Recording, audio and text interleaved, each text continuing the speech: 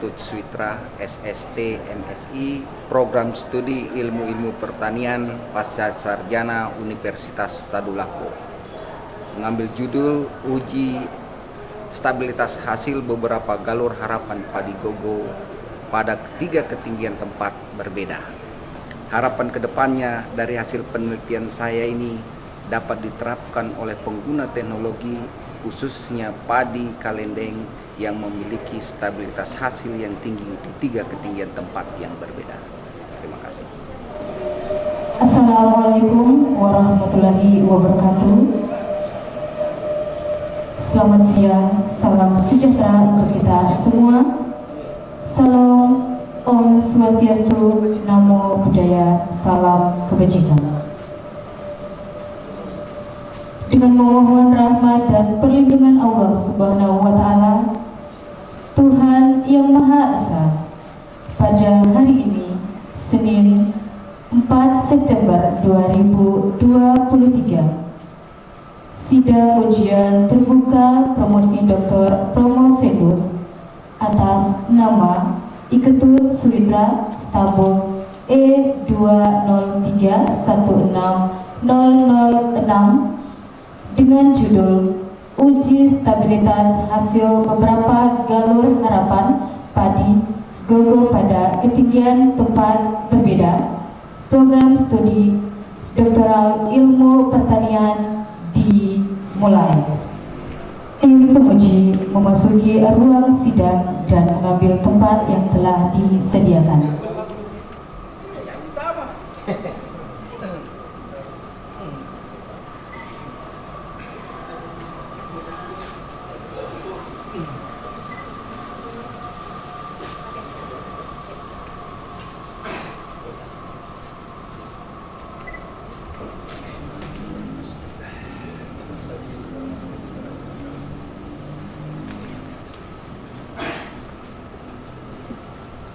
Promovendus memasuki ruang sidang dan mengambil tempat yang telah disediakan.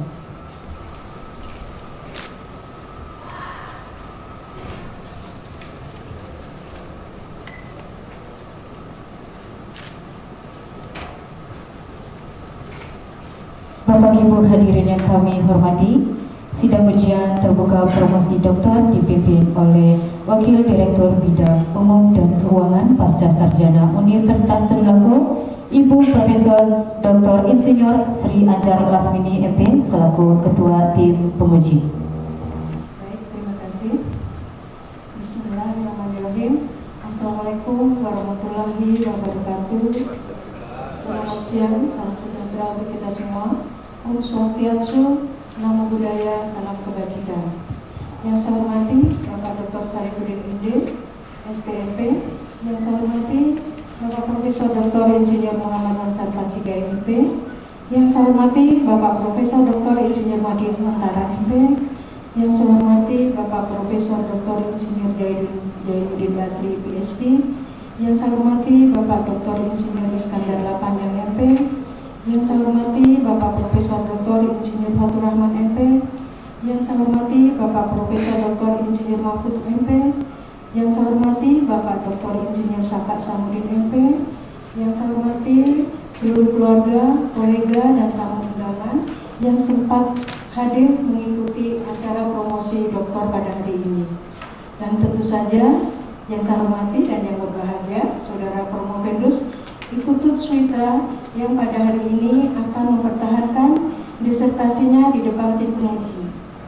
Bapak Ibu sekalian yang saya hormati, marilah kita bersama-sama memanjatkan puji dan syukur kehadirat Allah Subhanahu wa Ta'ala yang senantiasa memberikan rahmat dan maghfirah, terutama kesehatan, sehingga ujian terbuka pada hari ini yang penuh berkah dapat terselenggara dan kita semua dalam ridwan Allah Subhanahu wa Ta'ala.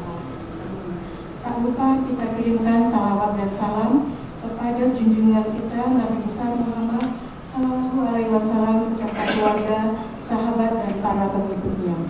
Bapak Ibu yang saya muliakan, dengan mengucapkan Bismillahirrahmanirrahim dan memohon ridho serta lindungan Allah Subhanahu wa Ta'ala, ujian promosi doktor atas nama Saudara Iketut Switra Program Studi Doktor Ilmu Pertanian yang mengangkat tema uji stabilitas hasil beberapa galon harapan Padigogo pada 3 ketinggian tempat yang berbeda, yang dibimbing oleh promotor Profesor Dr. Insinyur Fatur Rahman MP dan didampingi oleh co-promotor Profesor Dr. Insinyur Mahfud MP dan Dr. Insinyur Saka Samudin MP. Secara resmi saya nyatakan dibuka dan insya Allah dapat berjalan dengan baik. Baiklah, selanjutnya saya persilakan kepada sekretaris untuk membacakan, mohon maaf. Selanjutnya saya persilakan kepada promotor Bapak Profesor Dr. Insinyur Fatur Rahman MP untuk menyampaikan pertanggungjawaban akademik Perpendus. Saya persilakan, Bu. Assalamualaikum warahmatullahi wabarakatuh. Selamat sore. Dengan menaikkan puji syukur kepada Allah Subhanahu wa taala, perkenankan kami tim promotor terdiri atas Profesor Fatur Rahman, Profesor Mahfud dan Dr. Saka Samudin untuk menyampaikan pertanggungjawaban akademik atas disertasi Promovendus Saudara Iketut Suwitra nomor stambuk E203 16006 yang berjudul uji stabilitas hasil beberapa galur harapan Padigogo pada 3 ketinggian tempat berbeda sebagai tahap akhir dari proses studi yang telah ditetapkan oleh program Pascasarjana Universitas Tadulako. Hadirin yang saya hormati, sidang ujian terbuka ini merupakan kelanjutan dari proses studi dan bimbingan yang telah dilakukan Promovendus selama mengikuti program pendidikan doktor sejak tahun 2016. Naskah disertasi dalam sidang ini merupakan penyempurnaan dari naskah sebelumnya yang telah dikonsultasikan kembali kepada tim promotor dengan memperhatikan saran secara lisan maupun tulisan dari tim oponen ahli yang terdiri atas Profesor Dr. Insinyur Ansar Pasigai dan Profesor Insinyur Zainul Basri, PhD. Setelah memerhatikan gagasan, semangat dan ketekunan Promovendus dalam proses penulisan disertasi dan prestasinya dalam kegiatan yang terstruktur selama 2 semester, ujian kualifikasi tertulis, ujian proposal penelitian yang dilanjutkan dengan seminar hasil penelitian dan ujian tertutup disertasi, tim promotor mempunyai alasan yang cukup kuat untuk menerima disertasi Promovendus sebagai sebuah karya ilmiah yang layak diberikan kepadanya untuk pemberian gelar doktor. Oleh sebab itu, kami tim promotor memandang bahwa Promovendus layak diajukan ke hadapan sidang disertasi yang sangat berwibawa ini untuk diuji lebih lanjut sesuai dengan tradisi dan norma akademik yang berlaku di program Pascasarjana Universitas Tadulako. Hadirin yang kami hormati, perkenankan kami tim promotor menyampaikan riwayat singkat Promovendus beserta uraian singkat dari naskah akademik disertasi yang bersangkutan. Saudara Promovendus lahir di Tabanan, Bali, tanggal 3 Maret tahun 1973 dari pasangan suami istri Bapak Imaden Marsa almarhum dan Ibu Niwayan Ate. Merupakan anak keempat dari 8 bersaudara, menikah dengan Niluh Sumetri, sarjana pendidikan, dikaruniai 2 orang anak yaitu Niluh Atika Sari dan Imade Bayu Krishnamurti. Jenjang pendidikan sampai SMA diselesaikan di Toili dan Kota Palu. Jenjang sarjana muda diselesaikan di STP Jakarta tahun 1995. Selanjutnya tahun 2001 menyelesaikan program D4 di sekolah yang sama dan selesai pada tahun 2003. Magister diselesaikan pada program Pascasarjana Universitas Tadulako tahun 2013. Kemudian pada 2016 melanjutkan jenjang program doktor ilmu pertanian pada program Pascasarjana Universitas Tadulako. Sejak tahun 1999, Promovendus bekerja di BPTP Sulawesi Tengah dan pada tahun 2006 dipindah tugaskan menjadi Kepala Kebun Percobaan Sidondo hingga tahun 2021. Sejak tahun 2014, Promovendus diangkat menjadi seorang peneliti Badan Litbang Penelitian dengan bidang kepakaran budidaya tanaman. Dengan adanya transformasi peleburan Badan Litbang yang berada pada Kementerian Lembaga ke Badan Riset dan Inovasi Nasional, maka Promovendus tetap memilih karir sebagai seorang peneliti dan berpindah ke BRIN, Organisasi Riset Pertanian dan Pangan, Pusat Riset Hortikultura dan Perkebunan sejak tahun 2021 hingga kini. Disertasi Promovendus yang berjudul uji stabilitas hasil beberapa galur harapan Padigogo pada 3 ketinggian tempat berbeda secara konseptual terinspirasi oleh beberapa isu, diantaranya bervariasinya asal usul tipologi Padigogo dari berbagai daerah, padi gogo hanya dikatakan cocok ditanam pada ketinggian tempat 500 meter sampai 1 meter di atas permukaan laut, masih rendahnya kontribusi padi gogo yang bernilai sebesar 5% terhadap produksi padi nasional. Luasnya lahan panen padi gogo yang tersebar di Sulawesi Tengah sebesar 5.929 hektar merupakan peluang yang harus dimanfaatkan untuk pertanian padi gogo sehingga meningkatkan pendapatan dan kesejahteraan petani. Penelitian ini mempunyai perbedaan yang spesifik dengan penelitian terdahulu, baik dari lokasi, teori, serta variabel penelitian, serta analisis maupun teknik analisis data. Temuan penelitian dilakukan oleh Perwapendus diharapkan dapat memperkaya kajian teoritis dan dukungan empiris yang berkenaan dengan pengaruh antara variabel-variabel yang diteliti dan berhasil mengungkap beberapa galur memiliki kandungan kimia beras terbaik dan satu galur memiliki hasil produksi tinggi dan stabil pada 3 ketinggian tempat yang berbeda. Perwapendus menjalankan penelitian melalui 2 tahap, yaitu penelitian tahap pertama menggunakan metode rancang-rancang kelompok dengan menguji 14 galur padi. Dilanjutkan dengan pengujian mutu kimia beras dan tahap kedua menggunakan rancang-rancang kelompok pola split flow design, di mana ketinggian tempat sebagai petak utama dan galur sebagai anak petak. Hasil penelitian Perwapendus mengungkapkan beberapa hal sebagai berikut. Diperoleh 5 galur padi gogo lokal yang memiliki kandungan kimia terbaik. Diperoleh 1 galur kalendeng yang memiliki hasil tinggi dan stabil di 3 ketinggian tempat berbeda. Diperoleh galur-galur yang cocok dikembangkan pada berbagai ketinggian tempat, baik pada 200 meter di atas permukaan laut, 600 meter, serta pada ketinggian 1000 meter di atas permukaan laut. Diperoleh beberapa galur seperti kalendeng, jabara D5, penyuntas pae dupa, pulu konta dan pulu tauletu dapat dijadikan sebagai kandidat calon varietas padi gogo di Sulawesi Tengah. Melalui forum sidang yang berwibawa ini, kami tim promotor menyampaikan ucapan terima kasih dan penghargaan yang tinggi atas kepercayaan telah diberikan kepada kami untuk membimbing Perwapendus selanjutnya. Perkenankan kami menghantarkan Perwapendus untuk diuji dan dinilai sebagaimana mestinya kepada sidang uji yang berwibawa ini yang mempunyai hak dan wewenang penuh untuk mengambil keputusan akhir. Adapun keputusan akhir yang diambil oleh sidang, kami akan menerimanya sebagai hasil pertimbangan yang bijaksana sesuai dengan norma dan etika akademik yang dilindungi oleh segala ketentuan dan tradisi yang berlaku di perguruan tinggi. Tim promotor Profesor Dr. Yusuf Batur Rahman, Profesor Dr. Yusuf Mahfuz, dan Dr. Yusuf Saka Samudi. Terima kasih. Assalamualaikum warahmatullahi wabarakatuh. Terima kasih Bu. Selanjutnya, atas permintaan saudara, maka pada hari ini saudara Iketut Switra akan mengikuti ujian promosi doktor dengan judul Uji Stabilitas Hasil Beberapa Galur Harapan Padi Gogo pada 3 tempat ketinggian tempat yang berbeda. Untuk itu, selanjutnya saya persilakan kepada Sekretaris untuk membacakan SK yang berkaitan dengan keabsahan ujian promosi.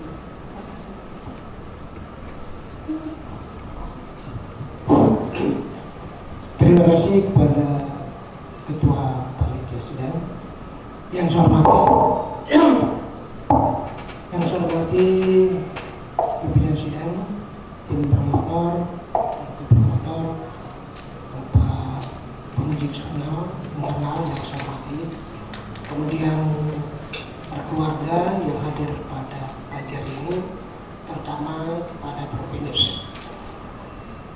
Untuk itu saya berikan kesempatan kepada saat ini diberikan sama soal untuk membacakan keputusan Direktur Pasar Sarjana Universitas Tadulako nomor 3513/UN28.4/KM/2023 tentang penetapan panitia ujian terbuka disertasi mahasiswa Forum Studi Ilmu Pertanian atau S3 Pasar Sarjana Universitas Tadulako.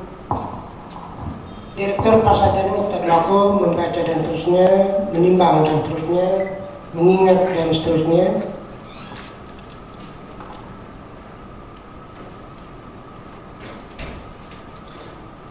Memutuskan menetapkan pertama, mahasiswa peserta ujian disertasi di bawah ini, nama Iketut Switra, stambuk E20316-006, Forum Studi Doktor Ilmu Pertanian. Judul disertasi Uji Stabilitas Hasil Beberapa Galur Harapan Padi Gogo pada 3 ketinggian tempat yang berbeda. Dengan panitia pelaksana yang sangat terpelajar, Ibu Profesor Dr. Insinyur Sri Anjar Lasmini, MP, sebagai Ketua, Profesor Dr. Madiantara sebagai sekretaris, Bapak Dr. Syarifudin ND SPMSI sebagai penguji eksternal. Selamat datang Pak Syarifudin ND. Ini adalah saudara saya dari Ketua Stip Mujahidin Toli-Toli. Selamat datang di ruang ini, semoga tetap sehat dan selalu dalam limpahan kasih Tuhan. Berikutnya Bapak Profesor Dr. Insinyur Muhammad Ansar Paside MP sebagai penguji internal, Bapak Profesor Insinyur Zainuddin Basri PhD sebagai penguji anggota, Bapak Dr. Insinyur Iskandar M. Lapanja MP sebagai penguji anggota, Bapak Profesor Dr. Insinyur Fatur Rahman MP sebagai promotor, Bapak Profesor Dr. Insinyur Mahfud MP sebagai co-promotor, dan Bapak Dr. Insinyur Saka Samudin MP sebagai co-promotor.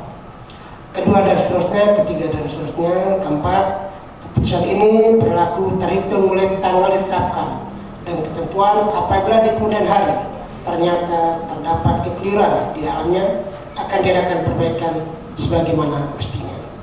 Ditetapkan di Palu tanggal 31 Agustus 2023. Direktur Dr. Insinyur Adam Malik MSc, IP Asian Engineering, NIP 1963 0306 1988 03 1003.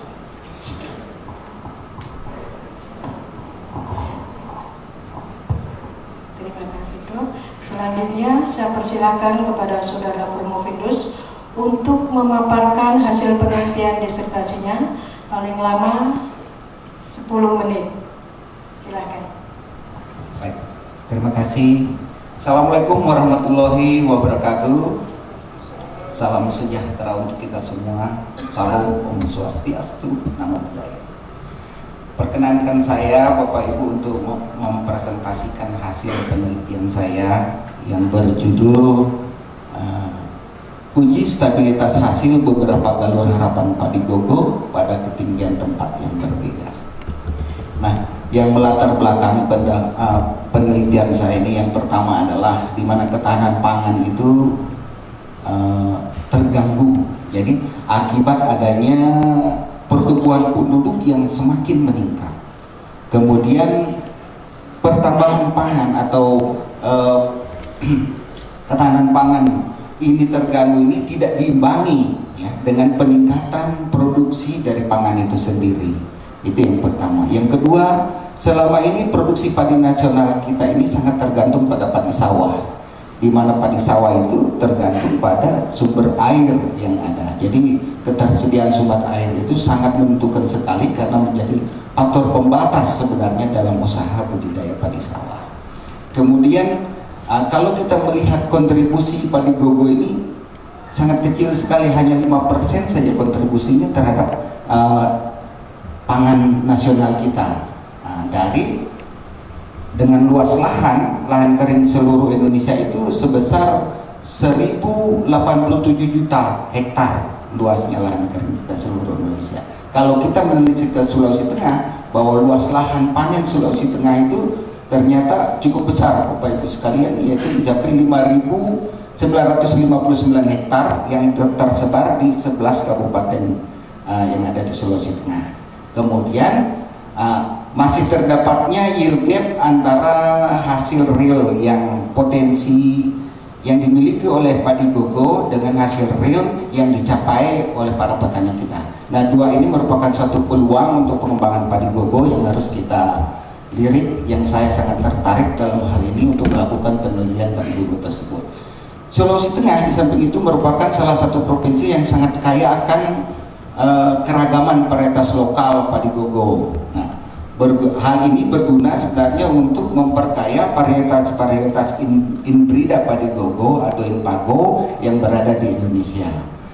Kemudian belum tersedianya informasi kandungan mutu kimia beras padi gogo sehingga diperoleh informasi beras yang aman dan nyaman untuk dikonsumsi. Ini sebenarnya tujuan kami, tujuan saya untuk bagaimana kita mendapatkan informasi beras yang nyaman dan nyaman untuk dikonsumsi. Di samping itu, galur-galur padi gogo yang berada di Sulawesi Tengah ini berasal dari tipologi yang berbeda. Oleh sebab itu kita perlu uji pada 3 ketinggian tempat yang berbeda sehingga kita mengetahui hasil dan stabilitas hasil yang stabil di 3 tempat, atau seperti apa yang akan saya ingin ketahui. Minimal saya mendapatkan 1-5 galur-galur yang memiliki potensi hasil tinggi dan stabil di 3 tempat yang berbeda seperti itu. Kemudian tujuan penelitian untuk mengetahui kandungan kimia beras galur padi gogo, kemudian 2 untuk mengetahui stabilitas hasil, kemudian untuk mengetahui respon galur, harapan terhadap ketinggian tempat yang berbeda. Kemudian manfaat penelitian ini adalah dapat diharapkan bermanfaat secara akademik dan secara praktis. Secara praktis nanti hasil penelitian ini diharapkan mampu untuk dimanfaatkan oleh para petani-petani kita. Kemudian metode penelitian ini saya lakukan dalam 2 tahap. Tahap pertama yaitu pengujian sifat kimia galur padi gogo. Yang kedua, penelitian tahap kedua adalah menguji stabilitas beberapa galur, sama galurnya sebanyak 14 kita uji pada 3 ketinggian tempat yang berbeda. Ini penelitian pertama, saya menggunakan rancangan acak kelompok. Perlakuannya adalah 14 galur, yaitu Paibohe, Menso, Meraki, Ubabuya, Kalendeng, Pulu Tauleru, Pulu Konta, Yahara, Buncaili, Delima, Paidupa, Puyutas, Tako, Dogan, dan Situ Bagedit sebagai C. Ini pelaksanaannya kita tanam di Desa Tamareja. Kita tanam sampai panen, habis itu hasilnya kita ambil 2 liter, kemudian sebanyak 2 kilo, kemudian kita sampai sosoh ya, ditumbuh sampai sosoh, kemudian dilakukan pengujian di laboratorium kimia. Kemudian parameter pengamatan, di sini ada 10 parameter pengamatan: kadar air, kadar abu, kadar protein, kadar lemak, kadar karbohidrat, kadar pati, kadar amilosa, amilopektin, serat, dan kadar total gula. Analisis datanya saya gunakan analisis STAT ya. Jadi alat bantunya adalah statistik STAT. Tahap kedua penelitian ini yaitu saya menggunakan rancangan acak kelompok pola speed plot ya, peta terpisah di mana petak utamanya itu adalah ketinggian tempat, anak petaknya adalah galur yang diuji sama seperti yang tadi sebanyak 14. Galur-galur tersebut berasal dari Kabupaten Donggala, Paibohe dan Kalendeng, Kabupaten Sigi, Pulu Konta, Pulu Tauleru dan Buncaili, kemudian Kabupaten Touna, Puyutas, Delima, Jahara, Menso, Dogan, Upabuya, Tako, Paidupa, dan Meraki. Ini percobaannya homogen, kita lakukan di semua tempat, budidayanya sama Bapak Ibu sekalian. Jadi perlakuannya untuk budidayanya sama di ketiga tempat, dan pengamatan perubahan yang diamati mulai dari tinggi tanaman sampai dengan produktivitasnya. Nah, ini hasilnya.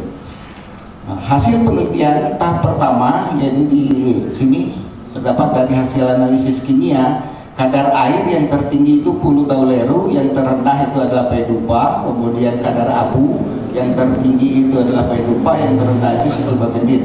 Kemudian untuk kadar protein dan kadar lemak yang tertinggi itu adalah Meraki. Kemudian karbohidrat yang tertinggi itu adalah karbohidrat yang tertinggi adalah Upabuya, yang terendah adalah Meraki. Berikutnya ini serat kasar yang tertinggi pada galur Meraki, yang terendah Tako, kemudian kadar amilosa yang tertinggi itu adalah Buncaili, yang terendah itu adalah Paidupa. Kadar amilopektin ini yang pulen yang berasnya ternyata Amenso, jadi galur Menso 73,82 kandungannya. Kemudian yang terendah itu adalah Jahara. Kadar pati yang tertinggi itu adalah Kalendeng, yang terendah itu adalah Jahara. Kadar gula yang terendah itu adalah Meraki, kemudian tertinggi adalah Tako. Ini beberapa galur memiliki tampilan beras yang spesifik seperti berwarna hitam, ini Meraki. Kemudian ini 4 galur ini adalah yang kandidat untuk beras merah. Jadi hasil penelitian mutu kimia beras pada masing-masing parameter kadar air, kadar abu sampai dengan kadar gula, ini dari 14 galur itu terpilih 5 galur yang memiliki referensi mutu kimia beras terbaik yaitu tako, kalendeng, pulu tauleru, dogan, dan pedupa. Ini tahap kedua hasil penelitian dari tinggi tanaman. Terlihat bahwa ada beberapa varietas ini yang merah ini adalah yang stabil di dua ketinggian tempat yaitu antara L1 dan L2 seperti maraki, kemudian puyutas dan tako. Kemudian dia stabil antara L2 dan L3 itu upabuya dengan paidupa. Ini stabil kelihatan tinggi tanamannya. Kemudian yang stabil di antara L2 dan L3 yaitu itu ada D5, kemudian pulu konta, ada dogan dan buncaili. Ini yang kelihatan stabil di dua tempat. Kemudian ini untuk jumlah daun yang stabil di L1 dan L2 ini agak banyak. Ini ada kalendeng, kemudian ada upabuya, ada maraki, ada jahara, kemudian ada tako. Nah ini yang stabil, ada 4 yang stabil di dua tempat. Kemudian yang stabil antara L1 dan L3, di lokasi L1 dan L3 ada pulu tauleru dengan paidupa. Ini yang stabil di dua tempat. Kemudian untuk panjang daun, nah ini yang kelihatan stabil di 3 tempat, yaitu ada maraki, kemudian ada pulu konta, kemudian ada paibohe, dan ada dogan. Ini di 3 tempat ya hampir stabil. Kemudian dari segi jumlah anakan, ini terlihat bahwa yang stabil ya di 3 tempat hampir stabil itu adalah dogan. Kemudian yang antara L2 dengan L3 itu adalah upabuya. Kemudian antara L1 dan L2 yang stabil itu adalah galur kalendeng. Kemudian di umur keluar malai yang tercepat itu memang terlihat adalah dogan dari 3 tempat lokasi penelitian. Nah yang terlihat stabil ketiganya itu adalah ada beberapa ini galur 1, 2, 3, 4, 5, ada 5 yang stabil mulai dari menso, kemudian pulu konta, jahara, ya, kemudian tako dan buncaili. Ini hampir stabil di 3 tempat. Yang stabil antara L1 dan L2 ini D5 dengan kalendeng. Kemudian yang stabil pada L1 dan L3, ini adalah upabuya dengan pulu tauleru. Kemudian yang stabil antara L2 dan L3 ini ada 1 hanya maraki. Kemudian ini umur panen terlihat memang yang paling genjah itu adalah dogan ya. Yang stabil di 2 tempat antara L1 dan L2 itu adalah dogan, tako ya, ini agak banyak. Kemudian jahara, paidupa, kemudian D5 ini stabil di 2 tempat antara L1 dan L2. Yang stabil antara L2 dan L3 itu dari pulu konta, kemudian maraki, paibohe dan buncaili. Yang stabil antara L1 dengan L3 itu hanya 1 upabuya yang terlihat stabil penampilan umur panennya. Kemudian ini kita lihat korelasinya antara hasil yang diperoleh antara jumlah anakan produktif, kemudian berkorelasi positif terhadap hasil yang diperoleh, kemudian panjang malai berkorelasi positif, hampir semua berkorelasi positif, kecuali gabah hampa berkorelasi negatif. Yang paling mendekati atau memiliki nilai korelasi 1 ini adalah jumlah gabah per malai. Jadi jumlah gabah per malai adalah menentukan bahwa dengan kita mengetahui jumlah gabah per malai berarti kita sudah bisa menduga hasil yang akan diperoleh, kira-kira seperti itu. Kemudian ini selama penelitian curah hujannya, data iklimnya, yang di atas ini adalah selama penelitian, yang di bawah ini rata-rata 10 tahun. Terlihat memang L2 ini cuma memiliki 18 mm per bulan rata-ratanya. Kemudian memang antara L1 dengan L3 ini curah hujannya mendekati, jadi tinggi sekali, termasuk tinggi 165 dan 164. Kemudian saya mencoba untuk menggunakan analisis biplot, yaitu Yang pertama, dari grafik ini dapat dilihat bahwa kemiripan. Jadi antara galur yang berdekatan, misalnya letaknya itu adalah memiliki kemiripan sifat. Seperti Tako dengan Paibohe, kemudian D5 dengan Paidupa. Nah, ini memiliki kemiripan sifat. Kemudian atau karakternya mirip. Gitu. Keragaman itu ditunjukkan dari panjangnya vektor yang dihasilkan. Semakin panjang vektor yang dihasilkan, maka keragaman itu akan semakin tinggi terlihat di situ. Nah, pada ketinggian 1000 meter itu memberikan keragaman yang begitu tinggi pada galur-galur yang saya tanam. Kemudian sudut antar vektor kalau semakin sempit berarti terjadinya korelasi yang positif. Kalau semakin lebar sudutnya itu, makanya dia korelasinya mendekati, artinya lebih dari 0 seperti itu. Jadi hampir tidak ada korelasi kalau dia lebih dari 90 derajat begitu. Kemudian nilai-nilai yang ada di searah dengan vektor, ya, nilai yang seada seperti Puyutas, Kalendeng, ini Pulu Kontak, Pulu Tauleru, ini adalah memiliki produktivitas yang tinggi karena dia searah dengan vektor.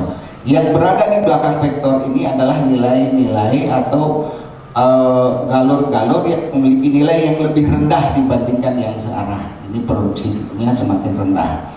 Kemudian dilihat dari sudut vektor, sumbu vektornya, galur-galur yang berada dekat dengan sumbu vektor itu adalah galur yang memiliki stabilitas hasil yang stabil di 3 ketinggian tempat, namun produktivitasnya rendah seperti itu.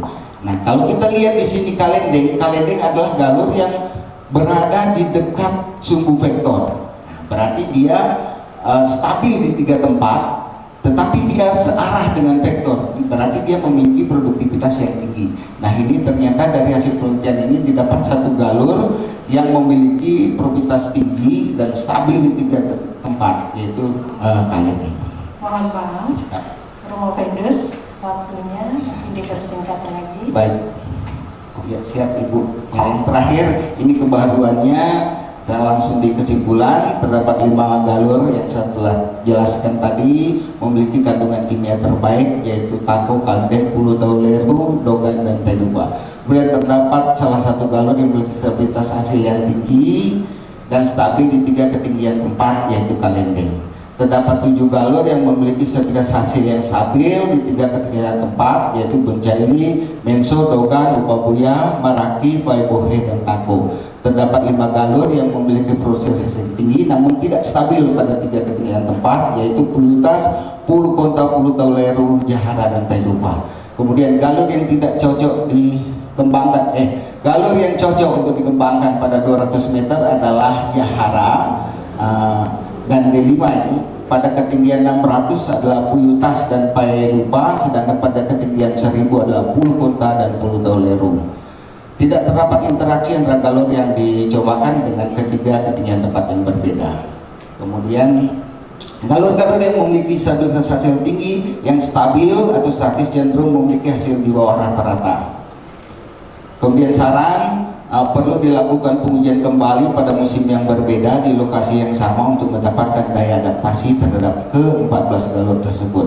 Perlu diuji galur-galur tersebut dari ketahanan penyakit. Kemudian yang ketiga, 6 galur yang terpilih, Puyutas, Pulu Konta, Pulu Tauleru, Kalendeng, Jahara, dan Paidupa layak untuk dijadikan sebagai kandidat calon varietas terbaru. Saya rasa itu. Terima kasih Ibu. Kita sudah memasuki sesi tanya jawab. Untuk itu kesempatan pertama saya berikan kepada penguji eksternal yang saya hormati Bapak Dr. Sarifudin Indi SP MSI. Silakan Pak dengan waktu yang seluas-luasnya.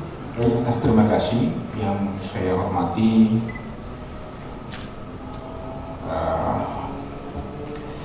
Ibu Prof. Sri Anyar Sartini selaku Ketua Tim Penguji, Bapak-bapak Profesor tim promotor dan tim penguji lainnya yang saya hormati dan saya banggakan. Saya kira hari ini adalah kebanggaan sama saya juga sebagai orang yang dilahirkan dari Universitas Tadulako terus diberikan kesempatan untuk menelaah hasil riset yang dilakukan oleh sesama rekan. Yang saya hormati juga Saudara Prof. Fendus dan keluarga, para hadirin sekalian yang sempat hadir pada hari ini. Assalamualaikum warahmatullahi wabarakatuh. Selamat siang menjelang sore pada hari ini. Alhamdulillahirrahmanirrahim, puji syukur kita panjatkan kepada Allah Subhanahu wa Ta'ala atas limpahan rahmat yang diberikan kepada kita. Salam dan salam tak lupa juga kita aturkan kepada junjungan Nabi besar Muhammad SAW. Semoga kejadian hari ini akan mendapat syafaat dari baginda Rasul dan tentunya bernilai ibadah bagi kita. Saudara Prof. Fendus, dari hasil riset saudara, kalau pertama-tama tentunya ini satu hal yang sangat bagus bagi kita, apalagi saat ini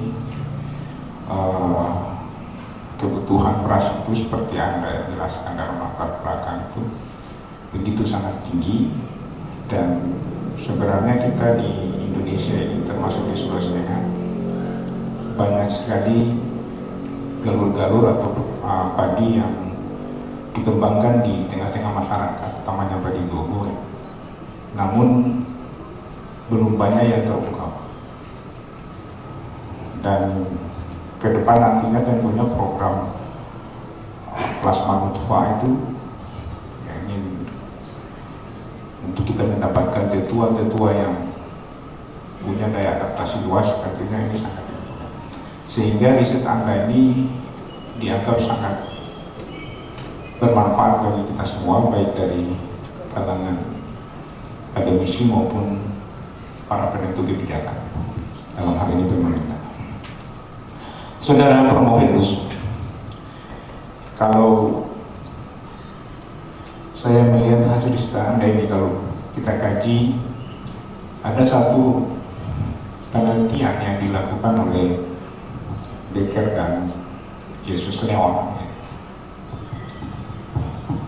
dalam bukunya itu Stability Analysis in Plant Breeding. Dia katakan begini, bahwa suatu genotipe itu menunjukkan stabilitas yang statis apabila memiliki daya produktivitas yang sama pada berbagai lingkungan lingkungan tumbuh yang berbeda, dan dikatakan memiliki stabilitas dinamis bila daya adaptasinya mengikuti indeks lingkungan. Dan hasil riset Anda, pendapat Leon ini punya korelasi positif dari apa yang Anda temukan, yaitu satu varietas yang Anda sebutkan dalam riset Anda, itu varietas Cayenne, yang ternyata mengikuti pola yang dikembangkan oleh atau yang dinyatakan oleh Dekker dan Jesus Leon. Nah, yang menjadi pertanyaan begini, dari penelitian yang Anda hasilkan bahwa ada beberapa varietas, bukan cuma Cayenne. Kalau saya melihatnya di sini, ya,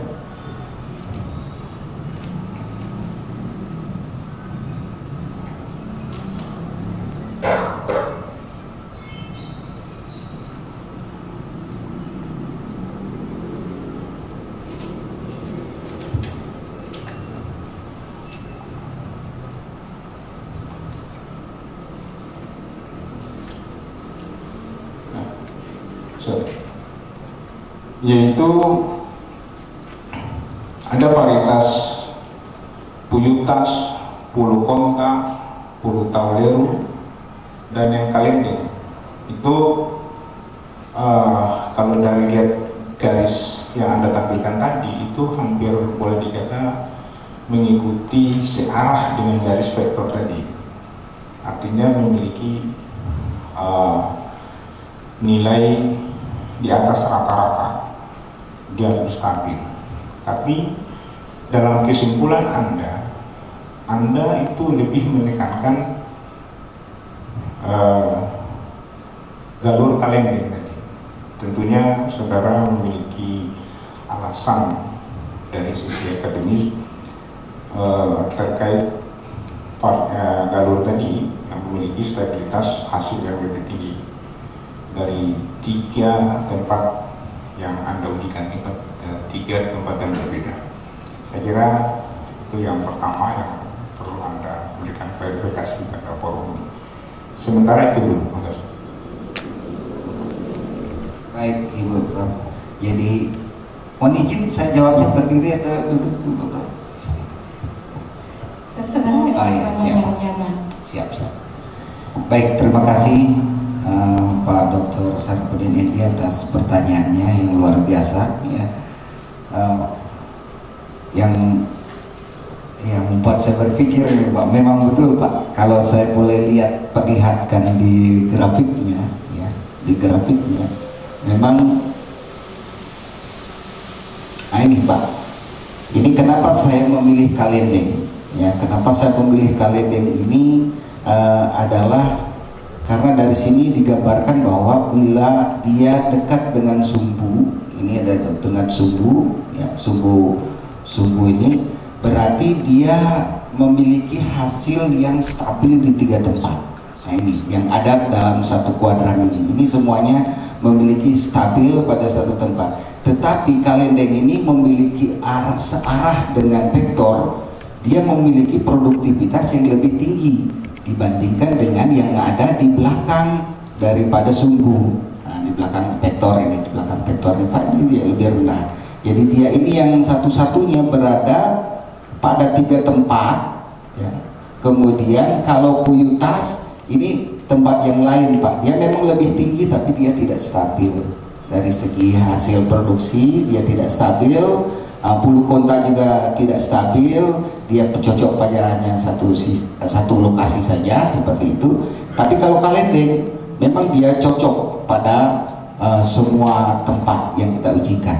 Nah, saya coba untuk melihat mengapa sampai demikian.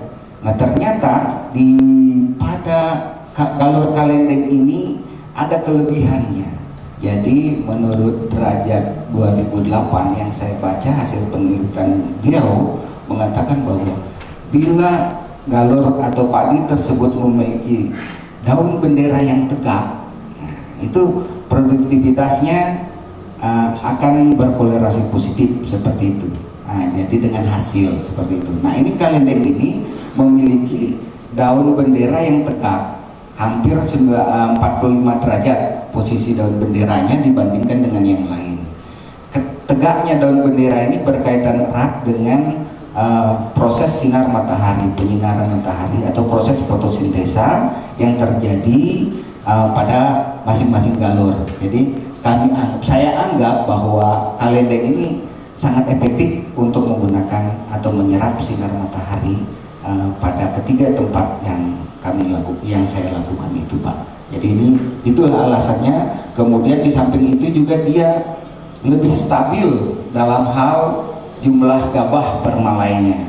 Nah, jumlah gabah permalainya itu dia lebih stabil daripada yang lain. Nah, berarti saya mengambil keputusan berdasarkan alat bantu ini, kalendeng inilah yang paling cocok untuk di 3 tempat ketinggian yang berbeda. Terima kasih. Baik, selanjutnya begini Pak, dari penelitian Anda ini kan akan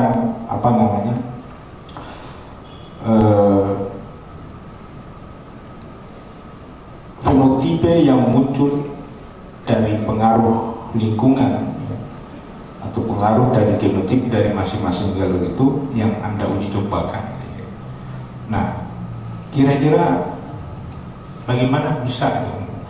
Artinya Anda bisa menjelaskan bahwa fenotipe yang muncul itu apakah pengaruh lingkungan atau memang dari genotipe galur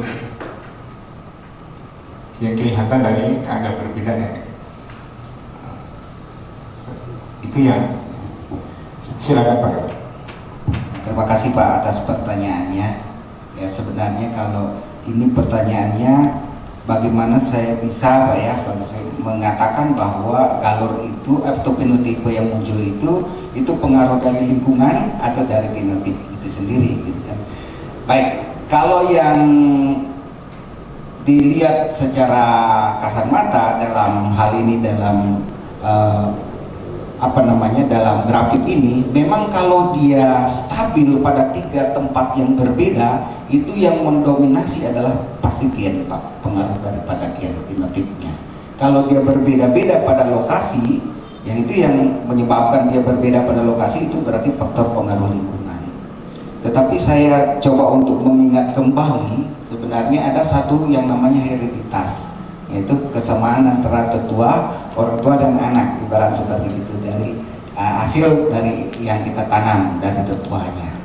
Nah, kalau dari hereditas yang biasa disebut dengan rumusnya itu adalah H kuadrat, kalau nggak salah ingat, mohon dikoreksi, H kuadrat, itu hereditas itu didapat dari nilai daripada keragaman genotip dibagi dengan keragaman fenotipnya. Nah itu.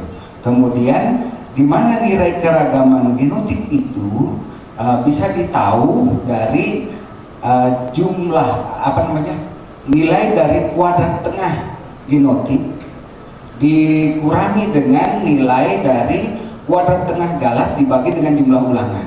Itu keragaman genotip. Kemudian keragaman fenotip itu kalau nggak salah saya itu ditahu dari nilai daripada kuadrat tengah genotip dikurangi dengan ditambah dengan, bukan dikurangi ya, ditambah dengan nilai daripada keragaman galat seperti itu.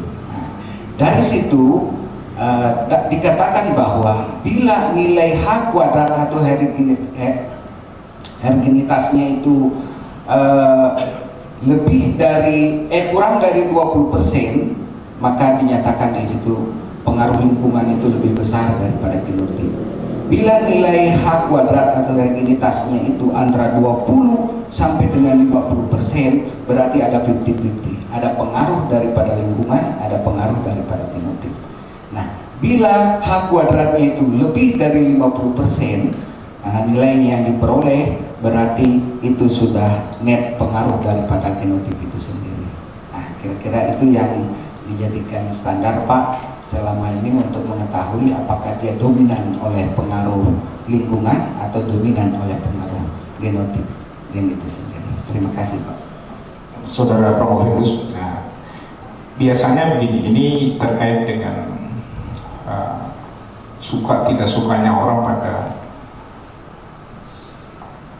padi tadi, utamanya kalau itu mau dikonsumsi dan itu sangat ditentukan oleh kandungan amilopektin dan amilose pada beras itu kan. Biasanya kalau yang amilosanya tinggi itu kalau sudah dingin itu jadi keras biasanya, kalau nggak salah ya. Nah, sehingga ini akan berhubungan dengan suka dan tidak sukanya orang akan padi beras itu. Nah, sekarang ini terkait dengan pengembangan daripada, kalau tadi kan Pak Saudara Promovius sudah mengatakan bahwa kalendeng itu punya potensi untuk dikembangkan. Namun di lain sisi kalau dari produktivitas mungkin iya, tapi apakah dari sisi variabel tanah yang ada di untuk menguji sukanya itu kan ada sih. Nah, ini akan ditentukan akan berhubungan dengan kandungan amilosa dan amilopektinnya. Nah, kira-kira apa yang bisa Saudara Promovius sampaikan terkait dengan itu? Karena ini kita kita hubungkan dengan apakah komoditi itu mau dikembangkan oleh petani, karena nanti kan implikasinya, korelasinya adalah apakah setelah ditanam mau dibeli. Nah, itu kan seperti itu.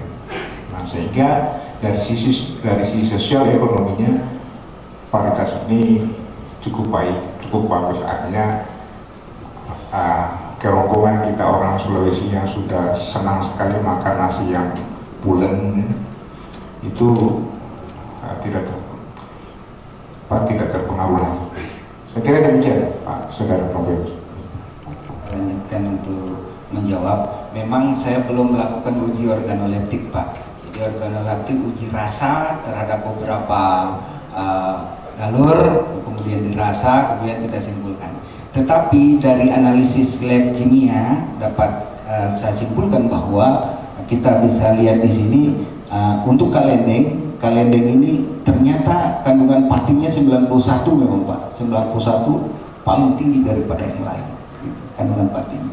Kemudian berkaitan dengan enak dan tidaknya, pulen dan tidaknya itu dilihat adalah memang betul Bapak, ini adalah kadar amilopektinnya. Ternyata ini kalendeng ini juga tidak terlalu rendah, dia 61,81.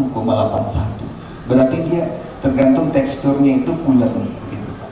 Ya, teksturnya pulen. Kemudian kalau dari segi amilosa dia memang rendah, Pak. Ini termasuk rendah ya 29, karena antara 25 dengan ini ya 25 sampai 30 itu, Pak, itu ya itu termasuk rendah ya kandungan ininya. Jadi saya yakin dan percaya bahwa kalendeng ini dia memiliki daya tarik tersendiri terhadap konsumen. Pertama, dia rasanya pulen karena dari hasil amilopektinnya yang tinggi lebih dari 50%, ini 61 gitu. Jadi ini merupakan beras ke depan, beras organik yang memiliki nilai jual bagus menurut saya, karena pertama dia bisa juga hidup seperti yang saya dapatkan dalam penelitian ini, bisa beradaptasi bagus pada 3 ketinggian tempat yang berbeda, otomatis produksinya tidak mengenal tempat seperti itu. Jadi untuk peluang pasar itu saya rasa jauh lebih bagus. Nah, sekarang tinggal bagaimana kita mengembangkan, bagaimana perbenihannya. Nah, perbenihannya kalau dia cocok di 3 tempat yang berbeda, berarti tidak terlalu bermasalah. Di mana saja bisa kita lakukan perbanyakan, yang penting kriteria budidayanya, air mencukupi dan lain sebagainya itu cukup, dia pasti mampu untuk bertahan. Inilah unggulan Sulawesi Tengah satu-satunya menurut saya yang kita akan kembangkan. Begitu Bapak jawaban saya. Terima kasih. Terima kasih Bapak Sarip atas pertanyaan maupun saran-sarannya. Selanjutnya saya persilakan kepada penguji eksternal Bapak Profesor Dr. Insinyur Muhammad Ansar Pasigai MP untuk memberikan pertanyaan maupun saran-saran. Bismillahirrahmanirrahim. Assalamualaikum warahmatullahi wabarakatuh. Selamat sore dan salam sejahtera untuk kita semua. Baik, untuk mengefisiensikan waktu, sekira apa yang dijelaskan di latar belakang tadi, bahwa betul dalam rangka menjaga ketahanan pangan kita, maka masih banyak potensi sesungguhnya yang bisa kita gali ya. Jadi sebenarnya food estate di Sulawesi Tengah ini tidak perlu buka hutan. Dan saya sampaikan waktu itu, waktu di ruangan ini, tim ahli food estate waktu menyampaikan sosialisasi, saya sempat menyampaikan bahwa di Sulawesi Tengah belum waktunya membuka hutan lagi, karena masih banyak peluang yang lain yang bisa dikembangkan. Seperti misalnya masih banyak lahan sawah kita yang IP-nya masih IP 100, bisa ditingkatkan jadi 200, yang 200 dari 300. Nah, termasuk yang dikaji oleh Pak Ketut ya, selaku Promopindes pada sore hari ini satu hal yang saya kira menjadi solusi ya, alternatif untuk menjaga ketahanan pangan kita. Ya, mudah-mudahan hasil penelitian ini dijaga terus, untuk ditindaklanjuti ya, dikawal, diajukan untuk dilepas sebagai paritas ya. Oke, yang saya hormati Promopendus, ini nanti mohon dijawab dengan berdiri ya. Ya. Ini Pak Ketut, saya lihat Bapak ini menguji tentang stabilitas hasil beberapa galur harapan Padi Gogo pada 3 ketinggian tempat berbeda ya. Yang saya mau tanyakan itu teorinya yang mana yang digunakan nih, dasarnya ya, dasar teori yang melandasi kajian ini? Ya, silakan dijawab. Yang melandasi dasar teori ini, Pak Prof, saya mohon izin untuk menjawab dulu ini, karena sebenarnya dasar teorinya ini banyak, Pak Prof. Jadi ada yang mengatakan bahwa padi gogo ini, Pak Prof, cocoknya itu hanya pada ketinggian 500 sampai dengan 1000, begitu. Tetapi setelah saya membaca, ada di situ satu teori yang mengatakan bila kebutuhan airnya itu terpenuhi, maka dia juga bisa cocok di lain tempat. Maka kita coba melakukan terobosan pada ketinggian yang di 200 meter, karena di Sulawesi Tengah pada ketinggian 200 meter pun ini lahan kering kita tersebar, Pak. Ini sangat luas, begitu. Nah itu. Jadi ketinggian itu selain teori dasar, yaitu yang mengatakan bahwa ada teori namanya teori Silkworth, Pak. Ya, itu yang kami jadikan dasar. Jadi bahwa perbedaan ketinggian itu atau perbedaan tipologi pada suatu lahan itu bisa mempengaruhi galur-galur yang kita akan coba, seperti itu. Jadi dasar itu yang kami gunakan. Kemudian kami ingin mendapatkan dari situ, saya ingin mendapatkan galur mana sih dari 14 galur yang dicobakan ini yang memiliki stabilitas hasil yang bagus, stabilitas hasil yang stabil, kemudian memiliki daya adaptasi yang sempit atau memiliki daya adaptasi yang luas. Dari situ, dari situ ternyata dari hasil penelitian saya ini ada beberapa galur memang yang memiliki daya adaptasi luas, dan ada 7 diantaranya. Kemudian ada 3 galur yang memiliki adaptasi sempit. Jadi pengaruh lingkungan itu lebih besar daripada faktor genetiknya. Saya rasa itu. Itu fungsi hasil ya, itu adalah fungsi dari genetik dan lingkungan. Saya kira itu dasar utamanya ya. Di sini sudah jelas ya, galur itu genetik, kemudian ketinggian tempat adalah lingkungan. Tadi sudah diuraikan ya. Oke, tapi apa yang dijelaskan tadi saya kira juga sudah betul. Kemudian teori toleransi Silkworth ya. Jadi yang punya kemampuan adaptasi luas atau toleransi luas akan cenderung tersebar luas. Itu bisa di beberapa ketinggian tadi ya, karena toleransinya luas. Oke, di kesimpulan ini,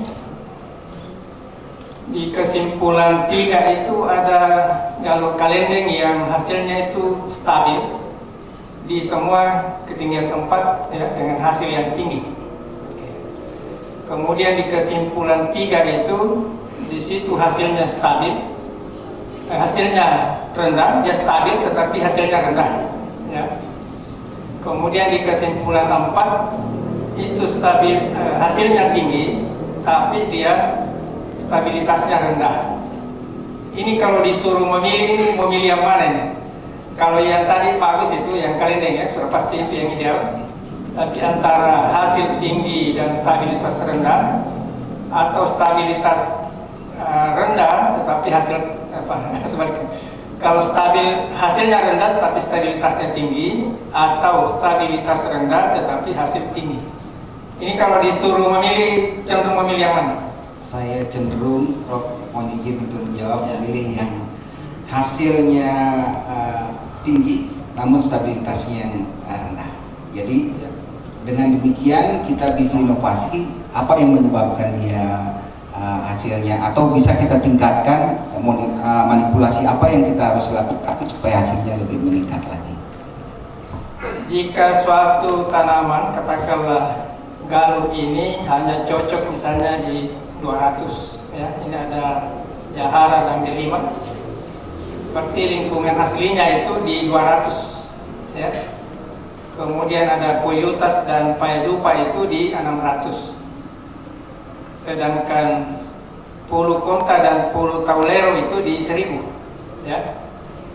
Untuk bisa menukar ini katakanlah yang cocoknya 200 saya mau tanam di 1000, dan yang 1000 saya tanam di 200, teknologi apa yang bisa dilakukan atau diterapkan? Untuk apa yang bisa kita lakukan, misalnya galur tadi yang cocok di 200 supaya bisa di 1000, ketinggian 1000 seperti itu. Yang bisa kita lakukan adalah rekayasa genetik. Jadi bagaimana kita bisa merekayasa genetik itu supaya dia bisa pada ketinggian 1000. Kemudian kalau pada ketinggian 1000 kita ingin menanam pada ketinggian yang 200, kita akan bagusnya melakukan rekayasa lingkungan seperti itu. Jadi rekayasa lingkungan melalui kelembaban, bagaimana kita mempertahankan kelembaban. Satu hal Pak Prof, di sini untuk varietas-varietas yang ada di Kementerian Pertanian sampai saat ini, untuk padi yang dataran tinggi itu sangat jarang sekali Pak Prof. Tapi diantaranya yang ada itu cuman varietas Harina, yaitu untuk dataran tinggi.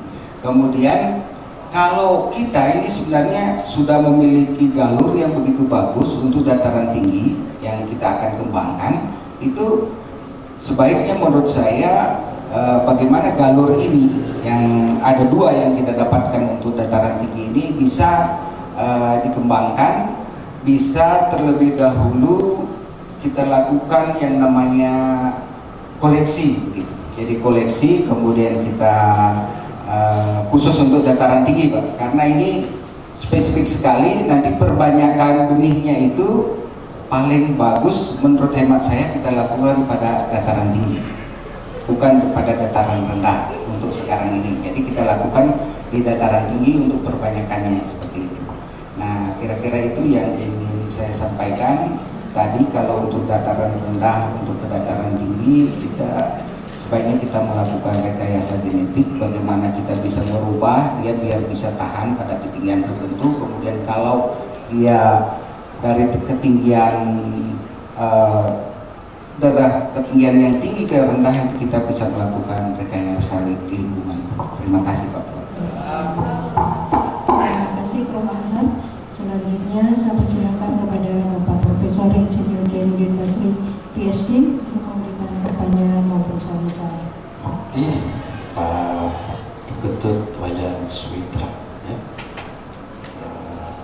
Mungkin saya minta dulu kita duduk sejenak karena ada saran saya sepertinya kemarin belum ditangkap mungkin ya di saran saya. Saya hanya mau lihat dari judul ini. Ya.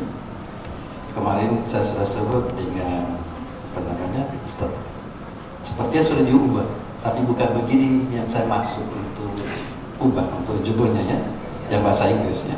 Kita di sini sebutkan dengan stability test on several yield of promising upland rice genotypes at 3 different altitude.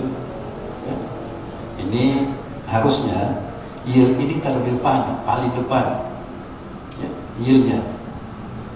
Kemudian off-nya itu hapus. Jadinya nanti yield stability test on several promising upland rice genotypes at 3 different altitudes, tambah S di belakangnya, 3 different altitudes. Off-nya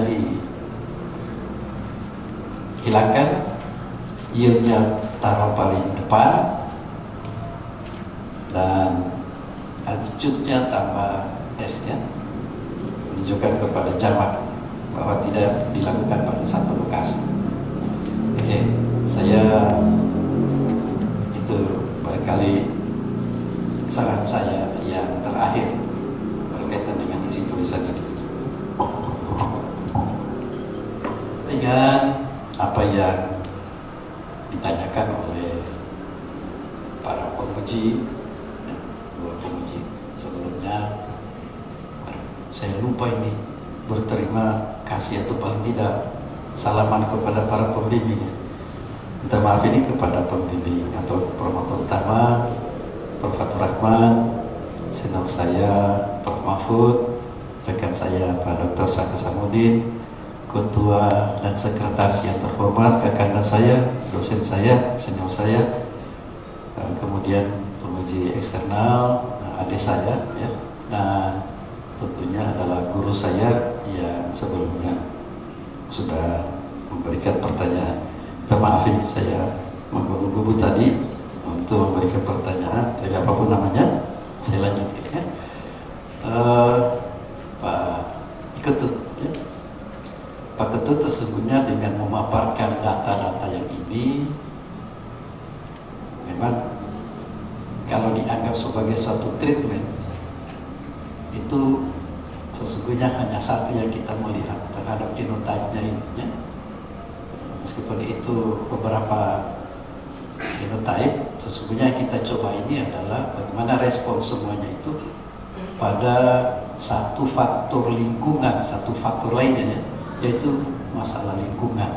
Dan kebetulan lingkungan ini kita lihat kepada 3 ketinggian, ya. Jadi bagaimana respons genotype terhadap satu faktor lainnya, yaitu lingkungan. Yang kebetulan lingkungan ini kita bagi menjadi 3, sehingga apapun namanya ini masih satu efek, dan ini adalah yang bisa kita lihat hasilnya. Tetapi dalam budidaya, dan termasuk tentunya budidaya tanaman yang lokal, tentunya kita tidak hanya mengandalkan kepada kondisi alam berkaitan dengan ketinggian tempat. Pasti ini juga berkaitan untuk meningkatkan respons, ya. Yang kita lihat ini sekarang adalah respons lingkungan, belum kita lihat dengan respons lainnya. Dan hampir tidak ada saat ini kita hanya mengandalkan kepada respons lingkungan berkaitan dengan di luar dari pertanian organik, di luar dari konsep pertanian organik, dan selalu berkaitan dengan ada input teknologi, ya. Input teknologi artinya kita memberikan sesuatu yang penambahan pada lingkungan, apakah itu di ketinggian yang dataran sedang atau di dataran rendah. Menurut dari Pak Iketut, dengan melihat atau mereview hasil-hasil penelitian terkini, apalagi khususnya pada tanaman padi gogo, menurut Pak Ketut, input teknologi apa yang masih diperlukan guna meningkatkan respons daripada genetik yang masih terbatas kepada satu aspek ini, yaitu masih ketinggian tempat. Dan saya sangat yakin apa yang dilaporkan sini itu adalah hanya dari efek daripada satu faktor, yaitu ketinggian tempat. Tapi saya katakan, kalau kita mereview sekarang ini hampir tidak ada teknologi kecuali pertanian organik itu sendiri. Tapi kalau saya mengatakan, andaikan saya masih mau meningkatkan potensi genetik, apakah itu terbaik di ketinggian yang tinggi, yang sedang atau rendah? Menurut Pak Ketut, input teknologi apalagi yang masih terbuka guna meningkatkan daripada hasil atau bahkan aspek lainnya. Yang kedua, jadi saya tidak mau bagi-bagi, langsung kedua saja. Yang kedua adalah menurut Pak Ketut, berkaitan dengan peningkatan genetik, dan saya sangat yakin ini bukan satu-satunya genetik yang katakan kalau diintroduksi atau dirilis itu sesungguhnya benar. Tapi tidak mungkin dalam kita seperti disinggung-singgung tadi melakukan rekayasa genetik sudah atau terbatas dengan sumber genetik yang ada. Lagi-lagi saya bertanya kepada Pak Ketut, teknologi atau pendekatan teknologi mana yang masih memungkinkan peningkatan daripada apa yang dicapai ini berdasarkan pendekatan genetik. Jadi saya mau tanya, itu berkaitan dengan teknologinya. Tadi saya mau tanyakan input teknologinya yang lingkungan, tetapi ini adalah teknologi ke genetiknya. Jadi dua hal, karena ini adalah yang saudara cobakan, satu dari lingkungan dan satu dari genetik itu sendiri. Dan yang terakhir, bisa saya ditunjukkan kepada slide yang pertama, dan itu tadi waktu saya masuk saya sangat tertarik dengan slide tersebut, dan mungkin paling tidak ini memberikan pemahaman kepada kita yang pada saat tertentu menggunakan informasi dari Pak Ketut ini pada saatnya akan bermanfaat untuk kita semua. Pak Ketut ini tentunya andaikan ya, Pak Ketut tentunya hafal semua ini, mulai dari posisinya, namanya dan sebagainya. Tapi paling tidak bisakah diberikan kepada saya dan atau kami, andaikan kalau ke pasar dan saya mau membeli dengan berbagai warna, bahkan bertambah lagi warna dari ini, yang mana Pak Ketut rekomendasikan kepada kami supaya memiliki kandungan nutrisi yang seperti Pak Ketut katakan yang baik atau menyehatkan, itu kepada kami.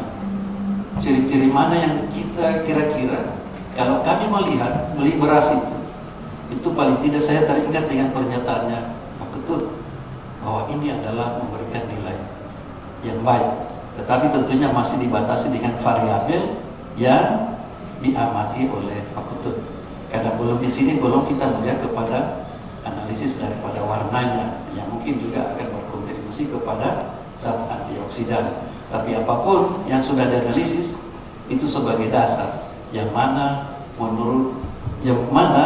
merupakan suatu kriteria kami melihat itu paling tidak memberikan nilai nutrisi yang baik untuk dikonsumsi. Terima kasih. Saya kembalikan kepada Ketua Pak Muji. Ini luar biasa Pak Prof.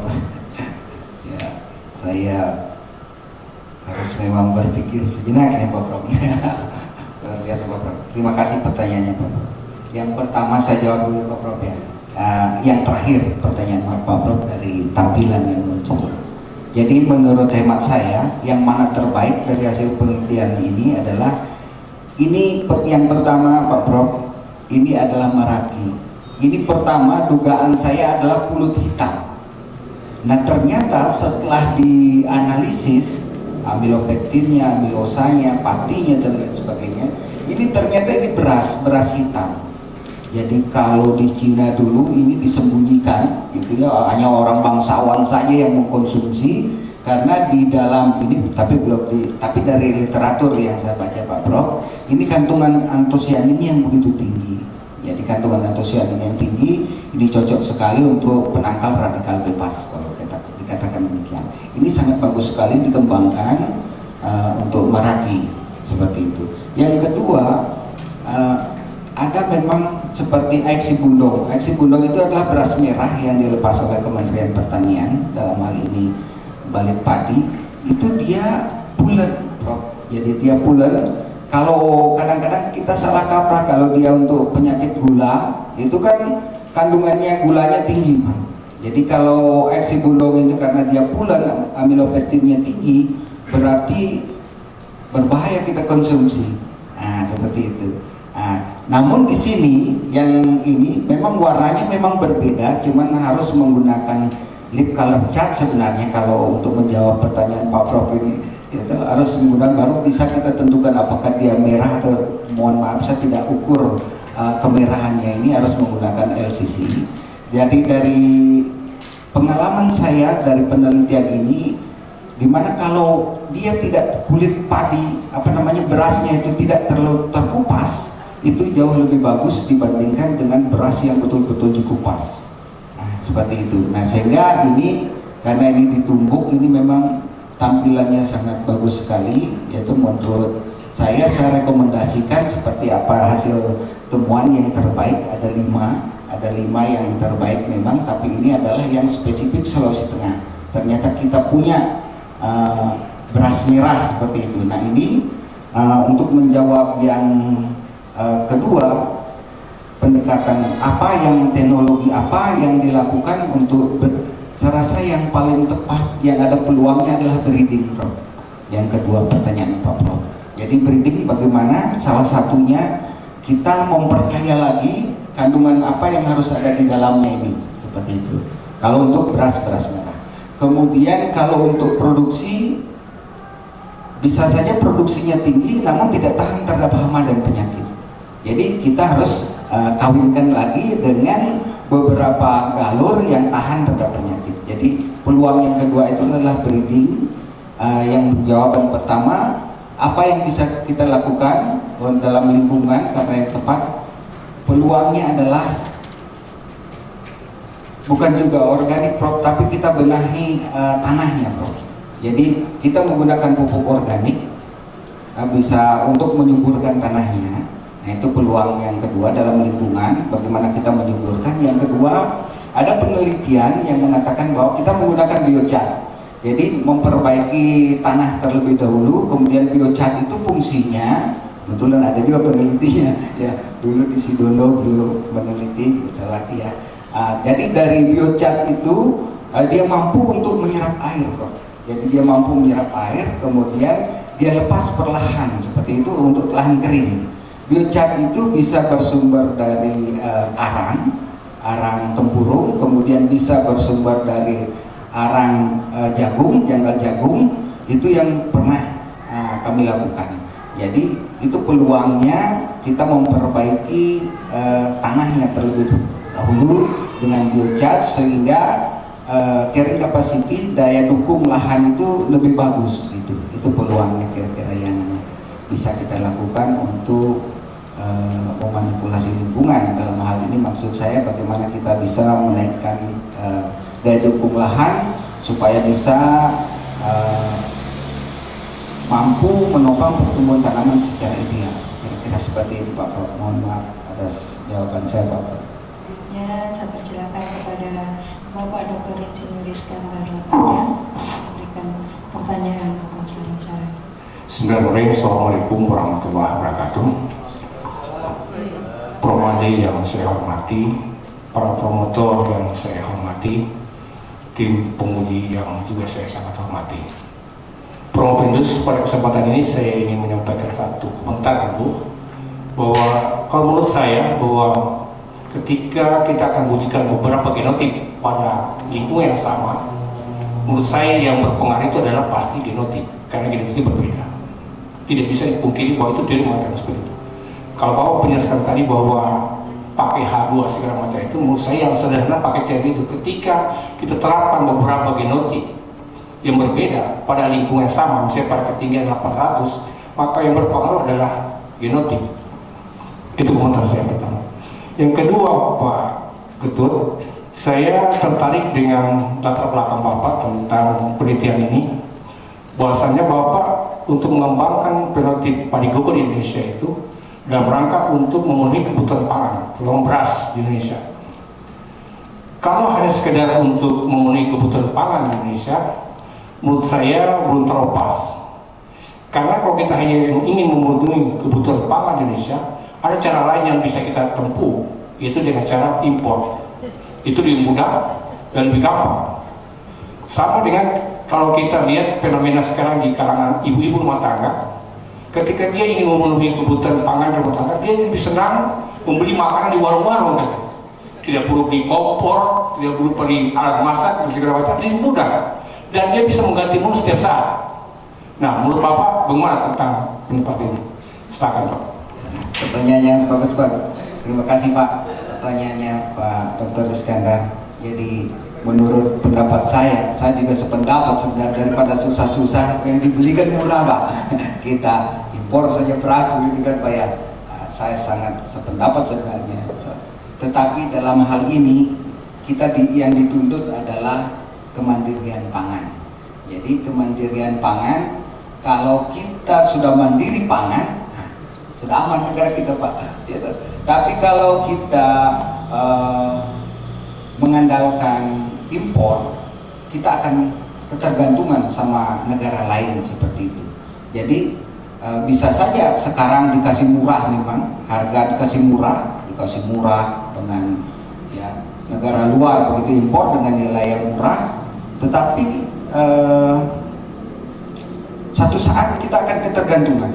Sementara kebutuhan pangan kita itu luar biasa tingginya. Ya, seiring dengan peningkatan penduduk, ya kebutuhan pangan itu memang menjadi perhatian utama daripada Kementerian Pertanian dalam hal ini. Makanya berbagai upaya terobosan teknologi yang dilakukan bagaimana mempertahankan pangan ini, Pak. Jadi supaya betul-betul pangan itu stabil.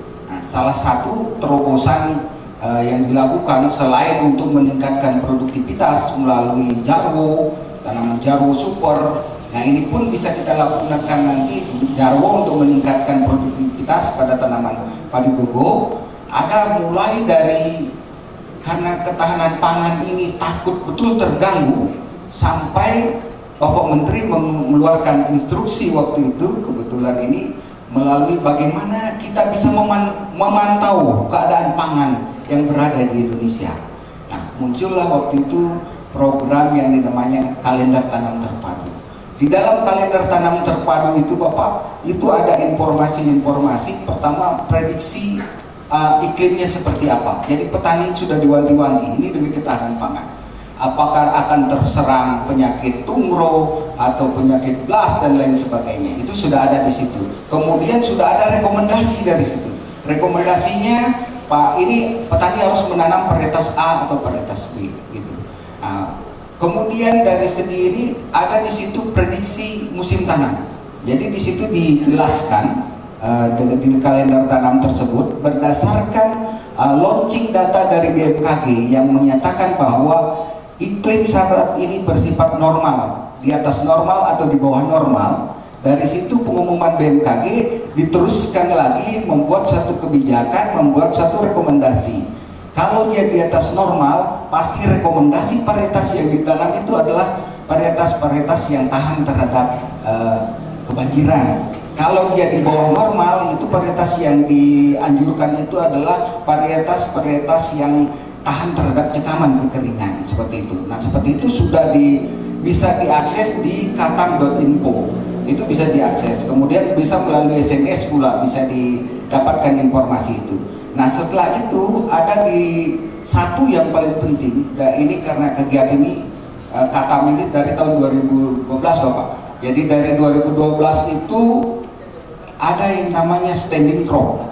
Jadi standing crop, bagaimana Pak Menteri bisa tahu gitu pengambil kebijakan kapan panen di wilayah setempat gitu, di masing-masing kecamatan, sampai begitu memantaunya. Itu ditahu dari status standing crop. Misalnya standing cropnya vegetatif 1, vegetatif 2. Vegetatif 1 itu umur 0 sampai 21, vegetatif 2 itu 21 sampai dengan 40, vegetatif generatif 1 41 sampai dengan 70, generatif 2-nya 71 sampai dengan 105.